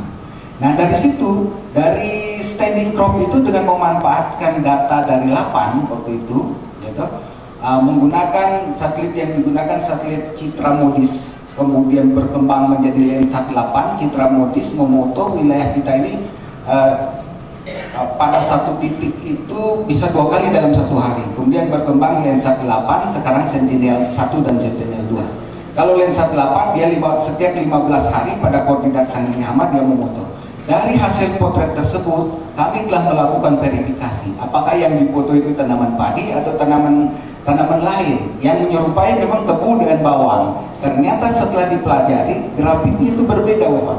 Kalau dia tebu dia hijaunya akan terus hijau, tapi kalau bawang dia hijau langsung dia turun gitu. Jadi dari data itu ternyata berbeda memang. Kalau padi, kita mau lihat padi bahwa pada vegetatif 1 atau vegetatif 2 itu adalah tanaman padi, kita bisa melihat langsung luasnya berapa di kecamatan tersebut. Jadi standing crop itu memberikan informasi di kecamatan A terdapat stadia padi generatif 2 misalnya, di kecamatan B generatif 1. Nah, dapat dikatakan bila di situ terdapat generatif 1, berarti di wilayah itu dengan luas misalnya 100 hektar dikalikan dengan 3 ton beras, berarti wilayah itu, kecamatan itu, berarti dia memiliki stok beras sebanyak sekian. Nah, kemudian ini tingkat kecamatan seluruh Indonesia. Kalau dia generatif 2, generatif 1, berarti 1 bulan berikut akan panen. begitu Pak. Jadi seperti itu sudah kekhawatiran pemerintah, bagaimana bisa memantau status pangan Indonesia, seperti itu Pak. Ya, informasi yang saya tahu, di samping memang ada petugas yang mengatakan sudah panen, sudah tanam atau belum, dan lain sebagainya. Itu terkadang keliru data yang diperoleh. Tapi kalau dengan satelit langsung dipoto langsung, tidak bisa kita bohong. Bahkan yang terbaru itu adalah masing-masing wilayah sentra produksi padi sawah itu sudah dilengkapi dengan CCTV. Jadi bisa dilihat perkembangan padi saat itu, entahkah dia gerah, entahkah sudah saat pengolahan atau penggenangan, ada namanya masa penggenangan atau masa tanam atau dengan masa panen, itu sudah bisa di monitor real time. Jadi melalui internet seperti itu. Nah, inilah upaya pemerintah Pak yang dilakukan, bagaimana ketakutan kalau ketahanan pangan ini terganggu. Kalau ketahanan pangan terganggu, ya kita orang bisa saling bagaimana berbuat jahat, bisa saling membunuh karena tidak makan dan lain sebagainya. Kita saja sehabis gempa kemarin 1 minggu nggak ada apa-apa, penjarahan di mana-mana Pak. Nah, ini mudah-mudahan tidak terjadi. Itulah pemerintah berupaya bagaimana ketahanan pangan itu tetap stabil. Terima kasih Bapak, itu yang saya bisa sampaikan. Terima kasih. Selanjutnya saya persilakan kepada Bapak Dr. Insinyur Saka Samudin MP selaku ko-promotor rangka peneliti. Silakan. Terima kasih pimpinan sidang. Assalamualaikum warahmatullahi wabarakatuh. Selamat sore, salam sejahtera untuk kita sekalian. Para guru besar yang saya hormati, pemuji eksternal, bapak-bapak, ibu-ibu yang kami hormati. Sebagai ko-promotor kita telah banyak berdiskusi dengan Promovendus. Oleh karena itu satu pertanyaan yang saya berikan. Pertanyaannya adalah, jika padi gogo ini kita lakukan perbaikan secara terus-menerus untuk meningkatkan potensi genetiknya, pertanyaannya, dapatkah produktivitas padi gogo ini suatu saat menggantikan produktivitas padi sawah pada masa yang akan datang? Dr. Saka yang sudah membimbing saya selama ini, terima kasih juga atas pertanyaannya. Saya mohon maaf, saya berkeyakinan dan optimis dapat Pak. Jadi kalau itu dibenahi terus, ya, dari segi gen kita benahi, bisa menggantikan dengan padi sawah seperti itu. Tetapi menurut saya, biarkan dia, kalau kita adaptasikan lagi di padi sawah, kita harus melakukan lagi yang namanya adaptasi. Memang ada banyak padi-padi yang diciptakan oleh Badan Litbang seperti Touti, ya, Situ Bagendit, Situ Patenggang. Ini adalah padi-padi amfibi. Dia bisa di lahan sawah, dia juga bisa di lahan kering atau padi ladang seperti itu. Namun produktivitasnya kalau dia bisa seperti itu tidak terlalu tinggi Bapak. Ya. Jadi kalau hemat saya, menurut saya, dengan keyakinan saya bahwa kalau kita benahi dari segi genetik supaya dia menghasilkan produksi yang tinggi, dibenahi terus, saya yakin dan percaya bahwa inilah yang saya harapkan, bahwa galur-galur ini bisa nantinya menjadi benih unggul, menjadi varietas unggul baru seperti itu. Jadi kalau dia sudah menjadi varietas unggul baru, tentu sudah memenuhi kriteria-kriteria bagaimana galur itu dilepas seperti itu. Nah, ini harapan saya. Kemudian saya ingin konsisten terhadap padi lahan kering, karena di lahan kering ini memang peluangnya sangat banyak sekali, sangat banyak, yaitu walaupun peningkatannya sedikit, namun kalau kita dalam luasan 5.959, Sulawesi Tengah memiliki luas lahan kering, kalau itu dimanfaatkan 2 ton saja Pak, beras yang dihasilkan sudah berapa yang bisa ditingkatkan. Mulai pendapatan para petani kita itu pasti akan meningkat, sehingga kesejahteraan bisa ditingkatkan. Nah, saya yakin dan percaya sekali lagi kalau dibenahi genetik, hasilnya pasti akan bagus. Terima kasih Pak. Demikian jawaban saya. Terima kasih. Selanjutnya saya persilakan kepada Prof. Mahfud. Saya mohon berdiri dulu Pak Ketut. Saya ingin mengetes daya ingat Pak Ketut. Bisa enggak Pak Ketut menyebutkan kembali 15 galon yang Bapak teliti dihafal mati begitu? Pertama Prof, saya sebut saja saya hati ini Prof ya. Jangan cepat. Ya Pak. Secara cepat. Secara cepat. Iya. Pertama Paibohe, kemudian Kuiltas, Hulu Tauleru, kemudian Menso, Dogan, D5,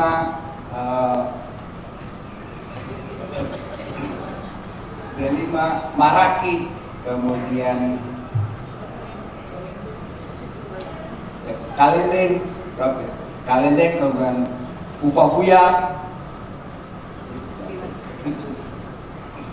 Upabuya, terus Tako. Dan situ begini. Sudah cukup 15? Nah. Baru 11.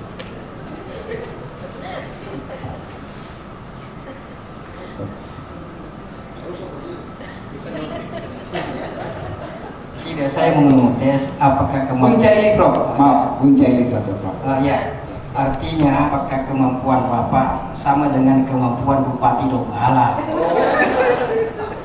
Pak Bupati Donggala itu dia hafal semua desa yang ada di Donggala, dan saya kira salah satu syarat menjadi bupati di Donggala harus hafal itu. Jadi kalau Pak Ketut hafal ini, sudah boleh juga mencalonkan diri jadi bupati di Donggala.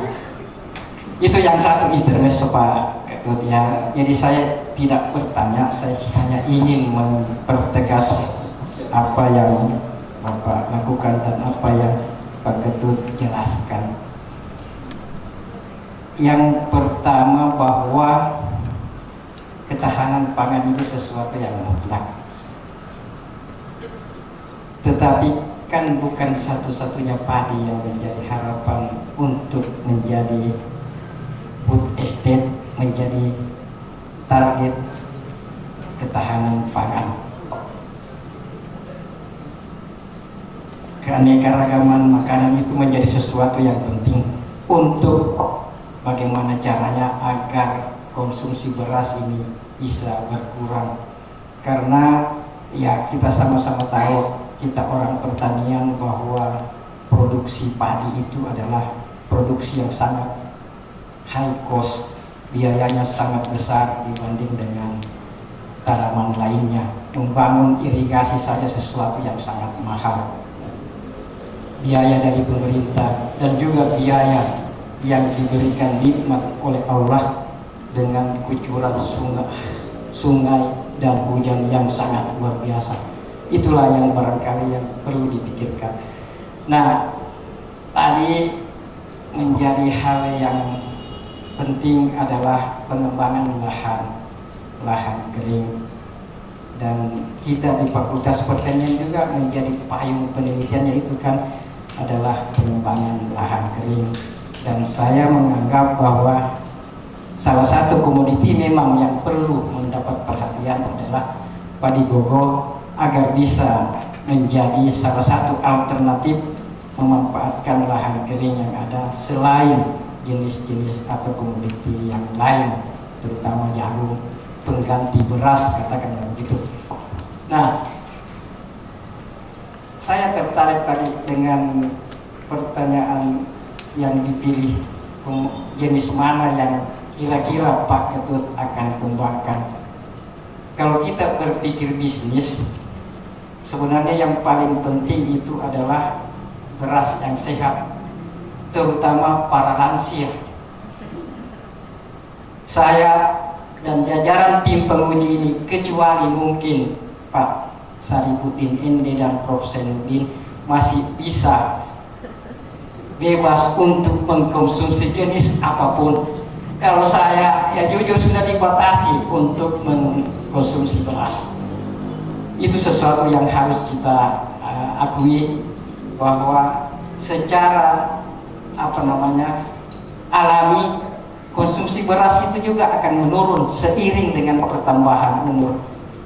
Bahwa kita seringkali mencari beras yang sehat, rendah kadar gulanya, bahkan yang disampaikan tadi Pak Iskandar, ibu-ibu sekarang cari beras yang diimpor itu, yang notabene rendah kadar gulanya. Bahkan ada beras dari Jepang katanya itu, yang warna merah, yang memang khusus kadar gulanya katanya rendah. Nah itulah yang kira-kira penting kita untuk kembangkan, sehingga apakah paket keinginan untuk mengembangkan jenis-jenis yang kira-kira itu menjadi padi gogo masa depan. Yang pertama produksinya bagus dan juga punya segmen pasar yang besar untuk itu. Saya kira tidak perlu ditanggapi dan saya kembalikan ke Pak Ketua Sidang. Terima kasih Prof. Selanjutnya saya persilakan kepada promotor Bapak Profesor Dr. Insinyur Fathur Rahman. Pak Ketut, semua sudah berinteraksi sesuai dengan penelitian Pak Ketut. Saya kemudian pertanyaannya tentang diri Bapak, bukan tentang padi. Yang pertama, konsekuensi pertemuan kita sore ini cuma dua, gagal atau berhasil gitu ya. Tidak ada tengah-tengahnya. Bagaimana respon Bapak kalau kemudian keputusan sidang mengatakan Anda berhasil, dan bagaimana respon Pak Ketut kalau menyatakan Anda gagal? Itu yang pertama. Yang kedua, dari sekian jawaban Pak Ketut, saya minta kejujuran Pak Ketut, berapa persen benarnya? Terima kasih. Terima kasih Pak Prof. Ini pertanyaannya susah dijawab memang. Terutama bagaimana perasaan kalau dinyatakan lulus, ya pasti senang. Kami bersyukur. Kalau tidak lulus, Prof, ya bagaimana ya Pak Prof ya?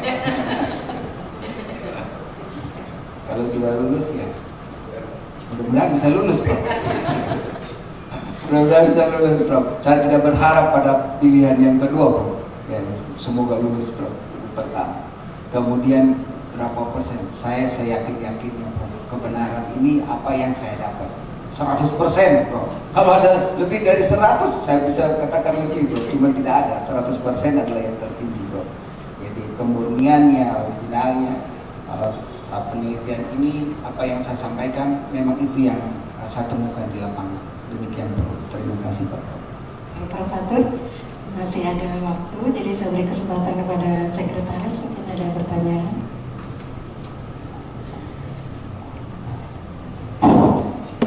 Terima kasih Ibu Ketua. Saya hormati kepada tim promotor, pada penguji eksternal, tim penguji, dan saudara Probindes. Saya sangat sependapat dengan apa yang diungkapkan tadi, bahwa kita Indonesia memang tidak butuh atau tidak perlu yang namanya impor, karena begitu kita galakkan impor Thailand, Vietnam itu sudah mulai berpikir, dia sudah mulai dia injak rem bagaimana dia tidak mengekspor beras ke Indonesia. Apa yang terjadi? Maka jalan keluarnya adalah padi gogo ini. Luar biasa. Cuma manfaat penelitian saudara ini ada dua, secara praktis dan secara ilmiah. Secara ilmiah oke lah, bisa digunakan sebagai awal penelitian berikutnya yang berkaitan dengan padi gogo. Apakah melakukan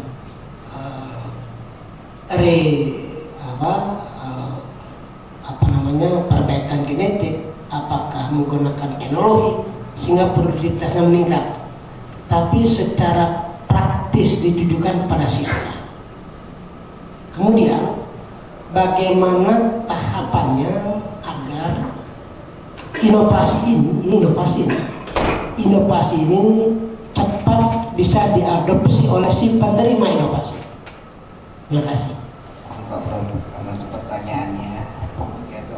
Yang saya mencoba untuk menjawab kepada siapa ya, hasil penelitian ini saya sangat berharap hasil penelitian ini dapat diadopsi oleh pengguna teknologi khususnya para petani. Jadi para petani khususnya pada lahan kering, bukan lahan sawah. Jadi pada lahan kering mereka dapat menggunakan informasi ini. Jadi mereka bisa menanam kalau kalendeng yang lebih stabil pada berbagai tempat yang kami ujikan, dia ada di 200, 600 dan 1000. Itu harapannya bisa diadopsi. Cuma kalau untuk mengadopsi, nah ini perlu sosialisasi lagi. Nah ini menurut hemat saya, hasil penelitian ini terlebih dahulu disosialisasikan kepada penyuluh. Karena mereka yang dekat dengan masyarakat, mereka yang dekat, kami sampaikan disosialisasikan kepada penyuluh bahwa ini galur ini cocok. Kami punya keyakinan bahwa daripada kasus-kasus yang ada, para petani minta varietas atau padi yang padi untuk lahan kering. Yang datang bantuan kemarin pernah yang terjadi itu bukan padi lahan kering yang datang, Pak, tapi padi lahan sawah irigasi, namanya impari, tidak padi irigasi. Itu yang didatangkan, itu kan sangat tidak tepat. Tetapi kalau petani kita setelah dijelaskan dia berantusias ya, untuk membuat penangkaran terlebih dahulu, bagaimana dia menangkar hasil daripada penelitian ini, khususnya kalendeng dulu dia tangkar. Setelah dia tangkar baru dia sebar. Nah ini yang harus dikawal oleh BBI atau BBU, Balai Benih Induk atau Balai Benih Pembantu yang ada di kabupaten atau yang ada di provinsi. Jadi ini harus disosialisasikan menurut saya terlebih dahulu ke Pemda, baru ke masyarakat, seperti itu. Jadi kami yakin bahwa masyarakat itu mampu untuk menerima hasilnya, karena mereka sendiri pasti akan melihat seperti apa pengaruh atau galur yang ditanam. Sebenarnya kalau di asalnya tadi sudah disampaikan asalnya misalnya Donggala, mereka sudah kenal dan itu hasilnya lebih bagus, lebih cepat proses adopsi itu terjadi, seperti itu. Kemudian yang kedua tadi, ya apa tadi ya? Saya lupa, Prof. Aduh, mohon maaf, Prof. Yang kedua, Prof. Oh sudah, Prof ya? Oh ya, baik, Prof. Saya rasa demikian, Prof, yang bisa saya sampaikan, Pak Prof.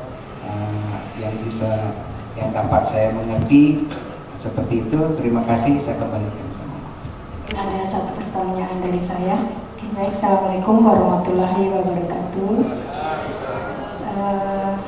Tadi sudah banyak ditanyakan hal-hal yang berkaitan dengan penelitian Pak Ketut ya. Jadi saya anggap Pak Ketut ini sudah ahlinya bidang padi-padian. Nah, untuk itu saya baru yakin kalau saya ingin penjelasan dari Pak Ketut bagaimana membedakan beras plastik dengan beras yang Bapak teliti. Karena sekarang kan ada fenomena bahwa sudah banyak beredar beras plastik ya Pak. Jadi untuk itu mungkin bisa penjelasan dari Pak Ketut, silakan. Beras plastik, sebenarnya beras plastik itu adalah sebenarnya beras tiruan, Bu Prof. Jadi memang ada yang saya pernah ikuti, itu memang ada dari tepung kemudian dibuat menjadi beras. Ide awalnya itu adalah bagaimana dia menciptakan beras yang sudah kaya akan proteamin, lisin, seperti itu. Jadi orang tinggal memakan nasi itu saja sudah melengkapi semua, seperti sudah lengkap unsurnya, jadi tidak perlu lagi makan ikan. Kalau saya ikuti seperti itu asal mulanya, jadi padi tiruan. Tapi kalau yang secara harfiah artinya plastik betulan, nah itu saya rasa berbeda lah dengan ini. Tapi kalau yang dikatakan yang saya ikuti secara ilmiah itu adalah beras tiruan, artinya dia buat seperti itu, bahkan bisa diputihkan kembali, ada pada rice millingnya itu dipasang, Bu Prof, ada memang untuk disemprotkan seperti itu. Kami pernah ini bagaimana beras yang tadinya agak hitam bisa menjadi lebih putih dan lain sebagainya, tapi bukan menggunakan bahan kimia. Seperti itu yang saya ikuti. Jadi kira-kira itu yang saya bisa jawab. Untuk membedakan itu sebenarnya sudah sangat jelas dilihat dari produsen benihnya, seperti itu yang jelas menurut saya, bukan dari plastik yang ini yang membahayakan menurut saya, Prof, yang sepengetahuan saya. Terima kasih, Bu Prof. Tim penguji telah melaksanakan tugasnya dengan baik, dan dari 9 penguji maka diperoleh nilai dengan rata-rata 88,72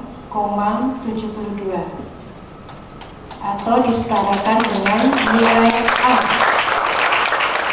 Nah, saudara promovendus ini sebelum nilai masuk dengan nilai A ini, maka IP kumulatif adalah 4,00.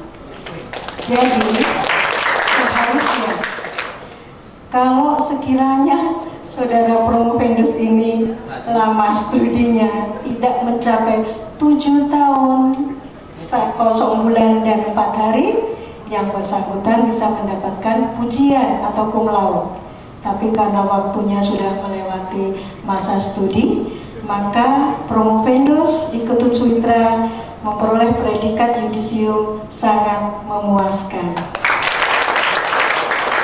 Apakah saudara menerima? Sangat menerima. Silakan maju ke depan.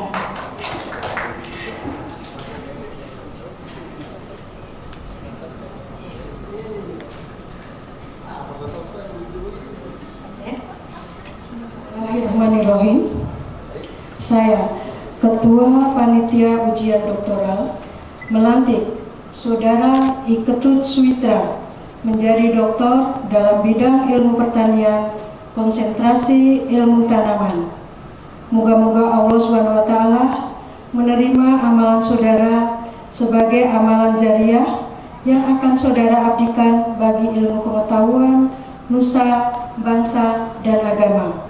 Semoga saudara dapat mempertahankan integritas ilmiah saudara sebagai doktor. Silakan.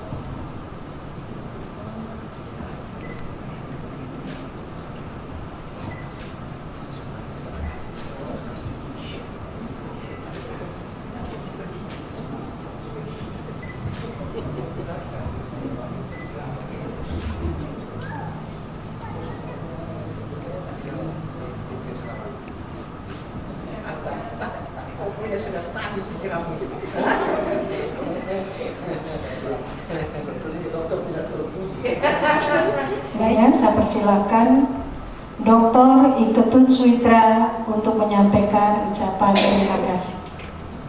Terima kasih saya ucapkan kepada terutama ini kepada istri saya yang sangat setia memberikan motivasi. Ya, terima kasih banyak. Itu terutama dengan anak-anak saya yang banyak memberikan motivasi, sehingga memang banyak sekali cobaan yang tidak perlu saya ceritakan memang Pak dalam perjalanan karir saya.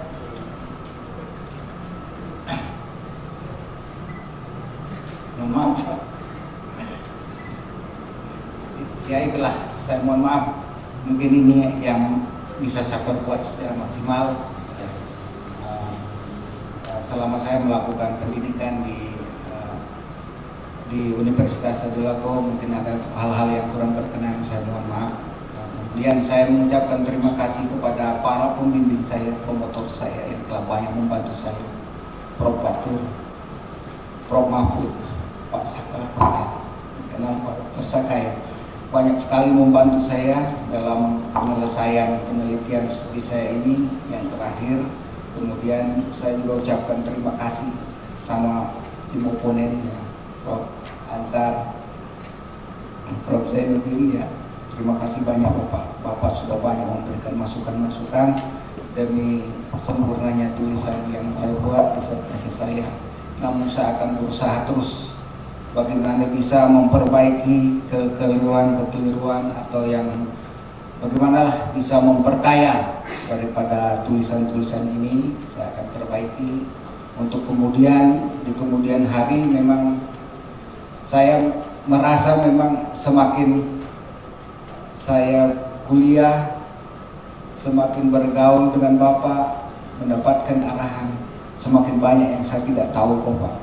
Jadi saya merasa ternyata banyak yang saya tidak tahu dan harus saya pelajari. Apalagi saya selaku peneliti di BRIN, tuntutannya luar biasa. Jadi harus sekarang menguasai, kalau dulu aplikasi aplikasi. Saya peneliti di Badan Litbang, bagaimana aplikasinya. Sekarang ditutup secara aplikasi dan teori, jadi saya harus bisa kuasai begitu dengan teman-teman. Terima kasih juga pada teman-teman BRIN yang sempat hadir, senior saya Bu Saida Badani yang sempat hadir pada sore hari ini menyaksikan, terima kasih. Kemudian para adik-adik tim yang Pak Gugo ya, Pak Mustaqim, semua terima kasih sempat hadir pada sore hari ini. Sahabat saya Bu Salwati dari Toli-Toli sempat hadir, terima kasih. Nah, kira-kira itu saja yang ingin saya sampaikan Ibu Prof. Terima kasih sehingga terlaksananya ujian pada sore hari ini dengan lancar. Terima kasih, kami kembalikan. Promotor, hadirin dan hadirat sekalian yang saya muliakan, sebelum ujian promosi doktor ini saya tutup, sekali lagi atas nama pimpinan kami menyampaikan ucapan terima kasih dan penghargaan yang setinggi-tingginya kepada Bapak Dr. Sarifuddin Indi SP MSI selaku penguji eksternal yang telah berkenan hadir pada hari ini. Kemudian terima kasih juga kami sampaikan kepada Bapak Ibu tim penguji, Bapak Sekretaris, Bapak Promotor dan Kopromotor yang sekaligus telah menghantarkan Saudara I Ketut Suwitra sebagai doktor dalam bidang ilmu pertanian. Akhirnya dengan mengucapkan syukur Alhamdulillah, ujian promosi doktor saya nyatakan selesai. Terima kasih. Wassalamualaikum warahmatullahi wabarakatuh.